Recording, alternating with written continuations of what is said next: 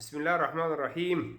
النهارده مع أحد المواطنين المكافحين في جمهورية مصر العربية، وعايزين نسأله إيه طموحك في الحياة. السلام عليكم ورحمة الله وبركاته. السلام عليكم ورحمة الله وبركاته. نتكلم أنا؟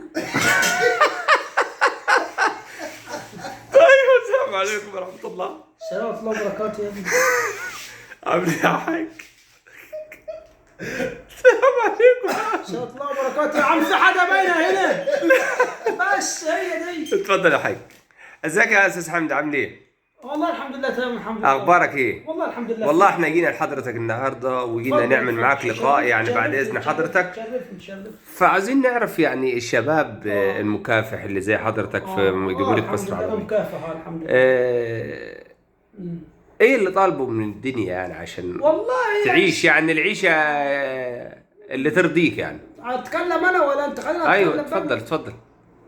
والله يعني ان شاء الله باذن الله تعالى طموحاتي ان شاء الله، وان شاء الله ربنا هيديني باذن الله تعالى.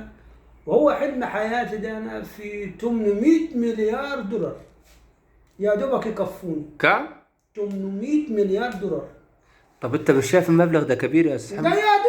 يا دوبك هعمل الشقه. هتعمل ايه؟ هعمل الشقه واظبطها نقاشه وكده واظبطها واخلعها على سنجة 10. حلو. واغير السخان اللي اتحرق ده اللي عامل زي الزباله. اي تمام. واظبط ابقى اعلى سخان. تمام. عايز حاجة تاكل بيها عيش بقى؟ نعم يا اخويا. حاجة تجيبها تاكل بيها عيش مثلا؟ هجيب كام عربيه واخد بالك انت، 3-4 ميكروباص واشغلهم على الخط. تمام. عشان الميزانيه ما تخسعش مني برضه. ده 800 مليار. ما هي خسعوا يعني 800 مليار دول يعني مش هينقصوا. ما انت هتجيب عربيه وهتعمل الشقه وهتعمل نقاشه وهتعمل سور فوق وهتعمل عيشه للبط والفراخ. ب 800 مليون؟ ب 800 مليار. مليار. مليار يا دوبك الميزانيه. وبعد كده ايه؟ وانت عارف ال 800 اوزع على الغلابه كل واحد والله 30-40 جنيه او 100 جنيه كم؟ كل واحد، كل شهريا كل واحد 100 جنيه من الغلابه. تشكر والله. ربنا هيزود لك فيهم ان شاء الله. لا دي نيتي طالعه عليهم اصلا.